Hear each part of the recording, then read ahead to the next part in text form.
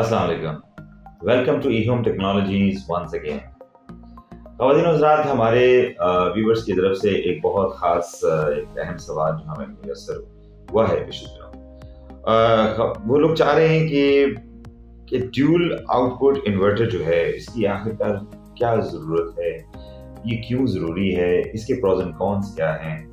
इस सिलसिले में इसके प्रॉपर टेक्निकल जवाब के लिए आप तक हमने पहुंचाना है, उसके लिए आज हम हमारे इंजीनियर मिस्टर तकी अंजुम जो हमारे साथ मौजूद हैं। जी तकी साहब, आप इसके बारे में कुछ ब्रीफ कीजिए कि ड्यूल इन्वर्टर जो है वो किस हद तक ज़रूरी है।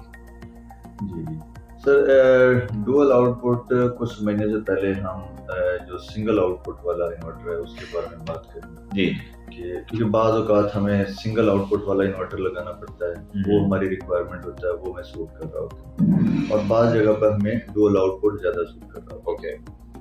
और इसमें सबसे पहले अगर सिंगल आउटपुट वाला उस पर बात करें तो अगर तो आपके घर में लाइट्स हैं, ये पंखे हैं, इस तरह का लाइट लोड है जी, वो अगर आपने चलाना है तो वहां पर आपको चाहिए कि आप सिंगल आउटपुट वाला इन्वर्टर इस्तेमाल करें, क्योंकि वो एज एक यूपीएस भी आपका काम करेगा। अगर आपने 1 किलोवाट या 2 किलोवाट का इन्वर्टर इस्तेमाल करना है तो डेफिनेटली उस पर आप पंखे चलाते हैं, लाइटें चलाते हैं या टीवी चला दिया, तो उसके लिए आपको सिंगल आउटपुट वो लगाना चाहिए। ठीक। लेकिन अगर आप हाइब्रिड इन्वर्टर में आप एसी चलाना चाहते हैं या फिर आपका गीजर है, हीटर है, इस तरह की इस्त्री है, इस तरह की हैवी लोड अगर आप चलाना चाहते हैं तो उसके लिए आपको डुअल आउटपुट ही मैं रिकमेंड करूंगा। उसकी वजह ये है कि अगर लेट्स से कि आपने सिंगल आउटपुट वाला इन्वर्टर लगाया, 5 किलोवाट का या 6 किलोवाट का इन्वर्टर लगाया और रात के वक्त लोड शेडिंग हुई है, उस वक्त सोलर भी नहीं है, सिर्फ आपके पास बैटरी है, तो आपका एसी भी चल रहा होता है रात के वक्त जी,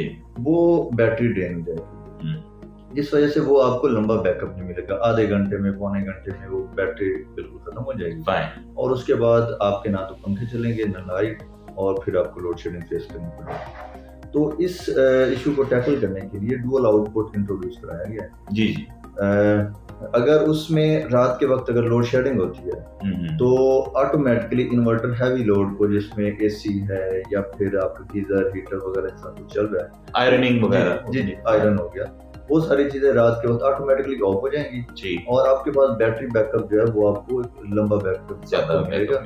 आपके पंखे और लाइटें 2 घंटे, 3 घंटे, 4 घंटे जितना भी होगा वो चलेगा। तो यही वजह है कि हम, अगर आपने एसी चलाना है, इस तरह की हैवी लोड चलाना है, फिर आपको डुअल आउटपुट लगाना चाहिए, और अगर आप सिर्फ लाइटें और पंखे चलाना चाहते हैं तो फिर आपको सिंगल आउटपुट वाला ही लगाना चाहिए। आपका बहुत बहुत शुक्रिया तकी साहब। ख़वातीन और हज़रात, मैं उम्मीद रखता हूँ कि आज की ये वीडियो आप सब लोगों के लिए बहुत मुयस्सर होगी और पॉजिटिव साबित होगी। अगली वीडियो तक ज़रूर इंतज़ार कीजिएगा। तब तक साइनिंग ऑफ ज़ीशान अली।